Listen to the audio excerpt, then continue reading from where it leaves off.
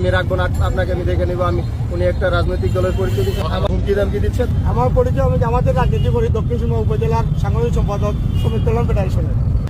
আচ্ছা ঠিক আছে, আপনার কোনো অভিযোগ আছে? উনি মামলা দিয়েছে, কোনো অভিযোগ আছে আপনার? না, আমার কোনো অভিযোগ, আমি অভিযোগ দেখানো করার পরে আচ্ছা, আপনার চাকরি আমি রাখবো না, আপনাকে আমি দেখে নিবো। আমি উনি একটা রাজনৈতিক দলের পরিচয় দিচ্ছেন বলতে দেখেন, আমি আপনার সাথে কোনো খারাপ বিহেভ করতেছি না।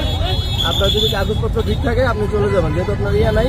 ওর বলতে চাচ্ছে ঠিক আছে, আপনি কি করতে পারেন করেন, আপনার গাড়ি আটক করতে পারলে করেন, আর যদি মামলা করার হয় করেন। তারপরে ওনারে হচ্ছে হেলমেটের মামলা আর 3 প্যাসেঞ্জার ছিল, ওইটার আমি একটা মামলা দিই। 3000 টাকার একটা মামলা দিছি।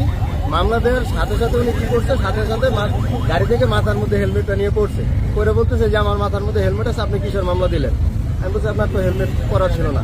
তারপরে যখন মামলা দিলাম, যখন নাকি আশেপাশের আশেপাশের সবাই ছিল এখানে, উনি যে একটা মিথ্যা একটা অভিযোগ করছে টাকা পয়সা, উনি যখন নামার পর থেকে আমার পোস্টার ভিডিও করছে, তার কাছে এরকম কোনো সুবিধা চাইছি, সে যদি সেটা প্রমাণ করতে পারে, সেটার জন্য আমার বিরুদ্ধে যদি ব্যবস্থা নেওয়া হয় সেটা আমি নিতে মন্ত্রী। কিন্তু উনি আমার কাছে ভিত্তিহীন একটা কথা বলতেছে, আমার নামে সে একটা মিথ্যা একটা অভিযোগ করতেছে। আমি ওনার কাছে টাকা চাইছি। দ্বিতীয়ত হচ্ছে ওনার বিরুদ্ধে আমি আইনত ব্যবস্থা নেওয়ার পরে উনি অ্যাগ্রেসিভ হচ্ছে, আমি কিভাবে চাকরি করি আমাকে দেখে নেবে, আমার বিভিন্ন ধরনের হুমকি দামকি দিচ্ছে। তারপরে হচ্ছে আমি আমার অভিযোগ ডেল্টা থেকে জানাইছি, এখন যে থানা ঘাটে আসতেছে।